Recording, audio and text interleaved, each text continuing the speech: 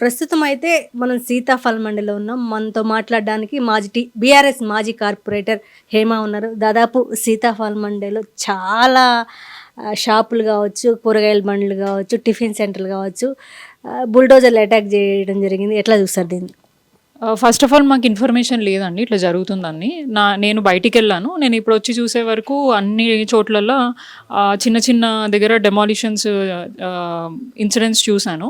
ఏంటని అడిగితే హైడ్రా వాళ్ళు వచ్చి ఇక్కడ ఫుట్పాత్ ఎంక్రోచ్మెంట్స్ అవి ఇవి కూలగొట్టడం అది అన్నారు. అయితే ఫస్ట్ ఆఫ్ ఆల్ గవర్నమెంట్కి ఒకటే, ఇప్పుడు మీరు ఇన్ని గణము ఎక్విప్మెంట్స్ పెట్టి ఒక చిన్న చిన్న స్ట్రీట్ వెండర్స్ చేసుకుంటున్న బిజినెస్ల దగ్గరకు వచ్చి ఇంత పోలీస్ బందోబస్తు తోటి ప్లస్ పెద్ద పెద్ద వెహికల్స్ బుల్డోజర్లు తీసుకొని వచ్చి ఇక్కడ ఇంత వాళ్ళ మీద ప్రతాపం చూపిస్తున్నారు కదా, మరి ఇది ఏదో ఉన్నోళ్ళ మీద ఎందుకు చూపించట్లేదు?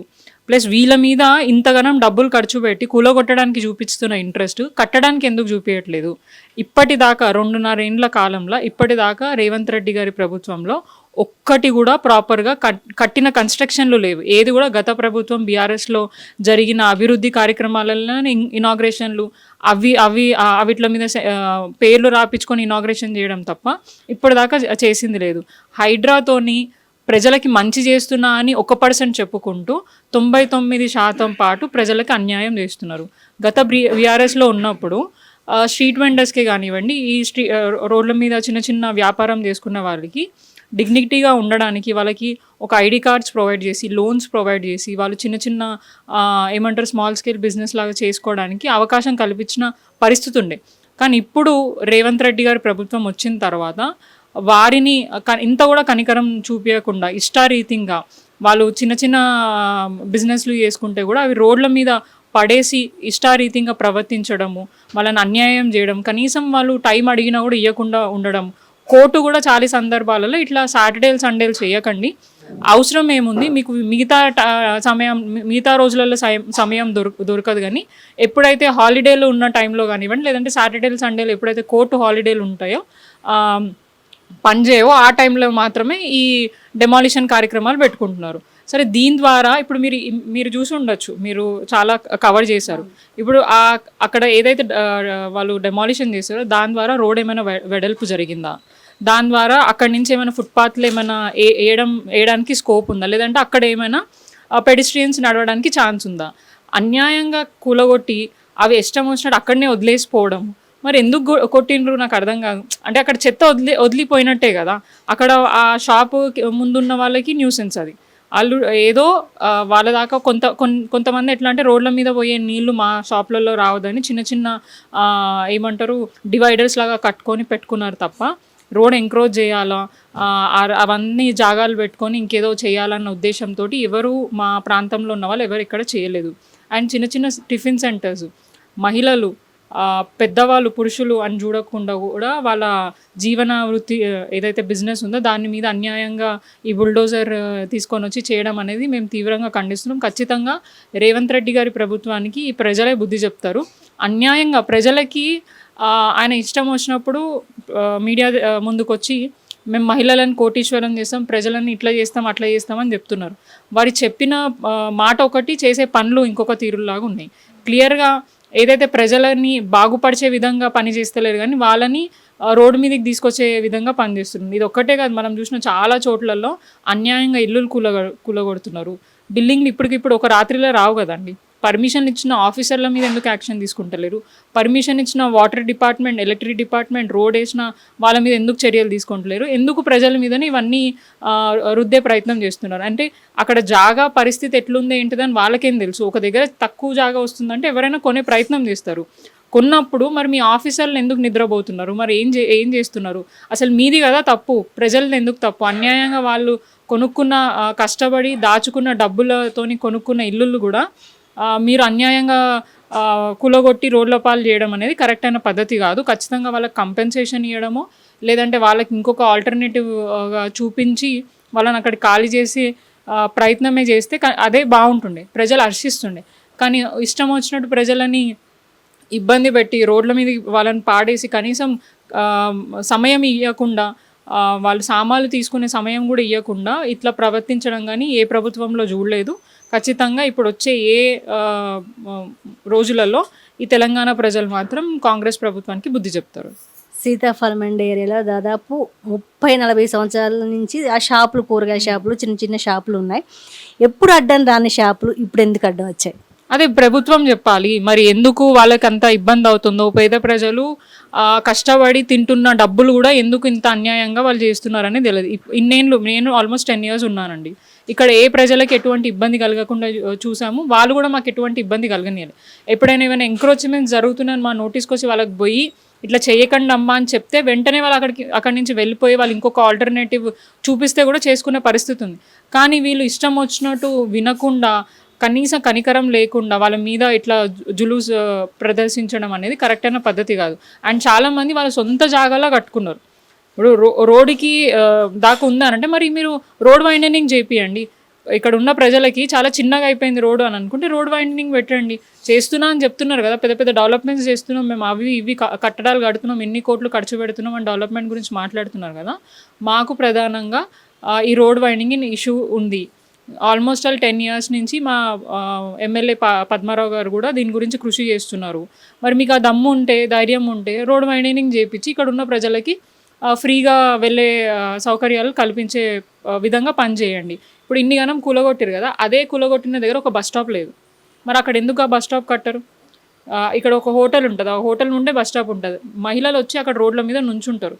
మళ్ళీ కూలగొడుతున్నావు కదా, షెడ్లు తీస్తున్నావు కదా, మరి ఒక షెడ్ వేయడానికి ఎందుకు నీకు దగ్గర చాతన అవ్వట్లేదు? మీరు చూస్తుంటే వెళ్ళే ప్రతి రోడ్డు మీద ఎక్కడ పడితే అక్కడ పాట్ హోల్స్ ఉంటాయి. అవి ఫిల్ చేయడానికి నీ దగ్గర డబ్బులు లేవు, రోడ్లు వేయడానికి డబ్బులు లేవు, సివరేజ్ ఏదైనా డీసిల్టింగ్ చేయాలన్నా, మోరీలు ఇది చేయాలన్నా డబ్బు లేవు. కానీ కూలగొట్టడానికి మాత్రం డబ్బులు ఎక్కడెక్కడి నుంచో వస్తాయి. ప్రజల మీద చెలాయించడానికి మాత్రం, బుల్డోజర్లకి పైసలు ఇవ్వడానికి మాత్రం వాళ్ళకి మాత్రం డబ్బులు ఉంటాయి. మళ్ళీ అదే ప్రజలను ఆదుకోవడానికి, వాళ్ళకి ఏదైనా లైవ్లీహుడ్ ప్రొవైడ్ చేయడానికి, వాళ్ళకి స్ట్రీట్ వెండర్స్కి ఏదైనా చేయడానికి మాత్రం ఈ ప్రభుత్వానికి మనసు రాదు. కేసీఆర్ గారు జగిత్యాల మీటింగ్లో చెప్పడం జరిగింది, నేను అధికారంలో రాగానే ఫస్ట్ హామీ మాత్రం హైడ్రాని తీసేస్తామని. ఎలా ఉండబోతుంది హామీ? గతంలో కూడా చాలా కట్టడాలు బీఆర్ఎస్ హయాంలో కట్టడం జరిగింది.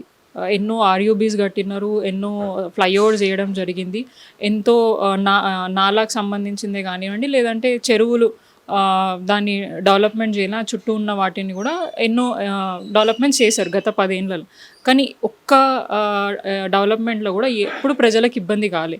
ప్రజలని దృష్టిలో పెట్టుకొని వాళ్ళకి ఇబ్బంది కాకుండా, వాళ్ళకి ఎలాంటి ఏమంటారు, ఎట్లా వాళ్ళని కన్విన్స్ చేయొచ్చు, ఎట్లా వాళ్ళకి కంపెన్సేషన్ ఇవ్వచ్చు అని చెప్పి అవన్నీ ఆలోచించి చేయడం జరిగింది. ఇప్పుడు మా తార్నాక, ఈ సికింద్రాబాద్ కాన్స్టిట్యున్సీలోనే తార్నాక, లాలాపేట సరౌండింగ్స్లో రోడ్ వైండింగ్ జరిగింది. వాళ్ళకి కంపెన్సేషన్ ఇచ్చినాం కదా.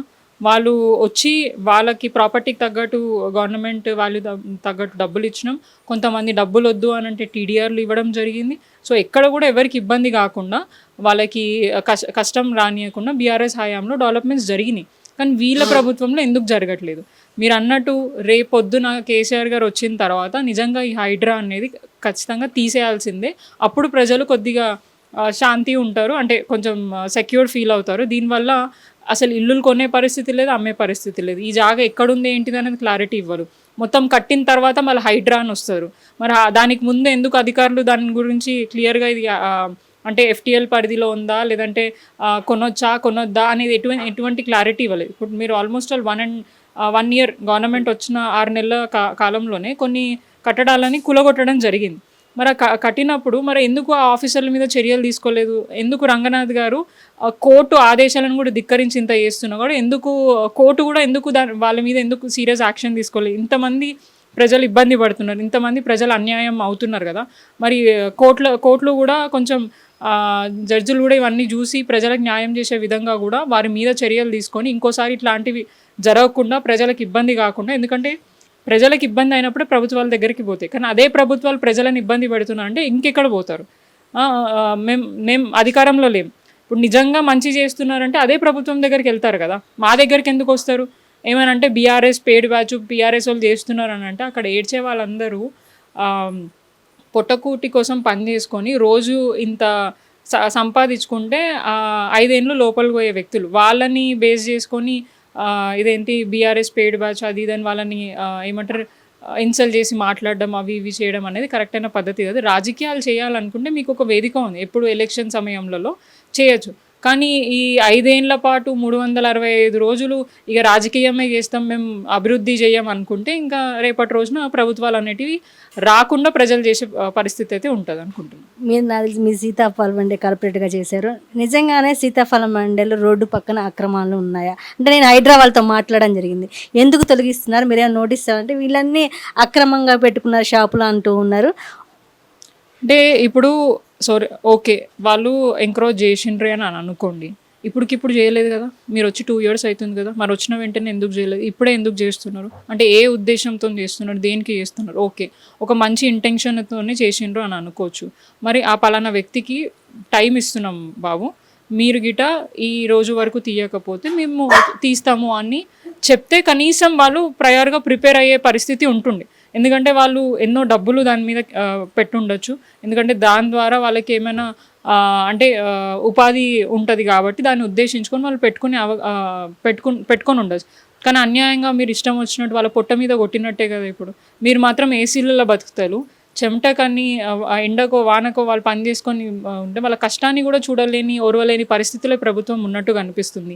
మరి ఇప్పుడు ఎందుకో కాంగ్రెస్ వాళ్ళు రారు, నిలబడరు ప్రజల దగ్గర. అని అంటే ఇనాగ్రేషన్ల దగ్గరకు వచ్చి మా దగ్గర లొల్లి చేస్తారు, మా ప్రభుత్వం మాది మా హయాం. మరి ఈ ప్రభుత్వంలోనే జరుగుతుంది కదా, మరి ఈ ప్రభుత్వంలో ప్రజల దగ్గర ఎందుకు నుంచోడానికి మీకు అవకాశం దొరకలేదు, ఎందుకు రాలేదు? ప్రజలు ప్రశ్నిస్తున్నారు, ఇది ప్రజల ప్రశ్న. ప్రజలు అంటున్నారు మీకు ఓట్లేసి గెలిపించి మిమ్మల్ని ముఖ్యమంత్రి చేస్తే మా మీద పడి ఎడవడానిక? అన్యాయంగా చేసి కోట్ల దోచుకొని ప్రజల మీద రుద్దుతున్న వాళ్ళని వదిలేసి వాళ్ళ కష్టం మీద బతుకుతున్న వాళ్ళ మీద పడి ఏడ్చుకుంటా ప్రభుత్వాలను నడిపిస్తున్న రేవంత్ రెడ్డి గారికి ఖచ్చితంగా రేపటి రోజున బుద్ధి చెప్తారు. 10 ఏళ్ల పాటు మేము ఎంతో సానుకూలంగా ప్రజలతోని ఎటువంటి డిస్టర్బెన్స్ కాకుండా వారికి మాకు ఎటువంటి ఇబ్బందులు కాకుండా ఏదైనా చెప్తే వినే పరిస్థితిలో ఉన్నారు, మొండిగా లేరు. మొండి లెక్కలు ఎవరైనా చేస్తారు అంటే అది కాంగ్రెస్ ప్రభుత్వం మాత్రమే. అన్యాయంగా ప్రజల మాట వినకుండా వాళ్ళని రోడ్లు పాలు చేస్తూ వాళ్ళని అన్యాయం చేస్తున్న ఎవరైనా ఉన్నారంటే అది ఖచ్చితంగా కాంగ్రెస్ పార్టీ రేవంత్ రెడ్డి ప్రభుత్వం మాత్రమే. చివరిగా కోసం రేపు 27వ తేదీ మీ పార్టీ ఆవిర్భావ దినోత్సవం ఎట్లా జరిగిపోతుంది? కేసీఆర్ గారు వస్తున్నారా? సో పార్టీ అంటే మొన్న జరిగిన సభ తర్వాత భవన్లో ఒక మీటింగ్ ఉంటుందని చెప్పడం జరిగింది. సో ఇంకా కూడా మాకు పూర్తి ఇన్ఫర్మేషన్ లేదు. ఖచ్చితంగా ఆ రోజు ఘనంగా తెలంగాణ భవన్లో మేము సెలబ్రేట్ చేసుకుంటాం పార్టీ ఆవిర్భావం. అట్లాగే మీరు అన్నట్టు కేసీఆర్ గారు కూడా వస్తారు అండ్ పార్టీ ముఖ్య నాయకులతోటి పార్టీని స్ట్రెంథెన్ చేయడానికి ఇంకా ప్రజలకి ఏ రకంగా అందుబాటులో ఉండాలి, ఎలా సేవలు చేయాలి, ఇంకా ఎట్లాంటి కార్యాచరణ తీసుకోవాలని వారి మీటింగ్ గురించి కూడా మేము వెయిట్ చేస్తున్నాం. ఖచ్చితంగా మొన్న జరిగిన సభ జగిత్యాల సభతోనే చాలామంది ఇప్పుడు బూస్టప్ అయినారు.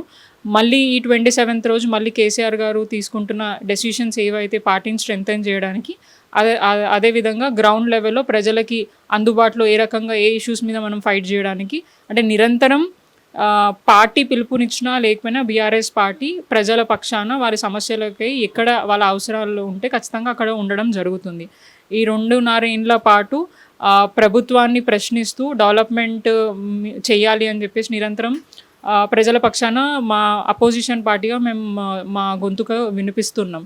సో ఇప్పుడు ఈ ఆవిర్భావం తర్వాత ఇంకా మనకి ఇంకా మున్సిపల్ ఎలక్షన్స్ కూడా వచ్చే అవకాశాలు ఉన్నాయి కాబట్టి వాటి మీద కూడా ఫోకస్ చేసుకొని గ్రౌండ్ స్థాయిలో ప్రజలకి అందుబాటులో ఉండి పనిచేయడానికైతే మేము సిద్ధంగా ఉన్నాము.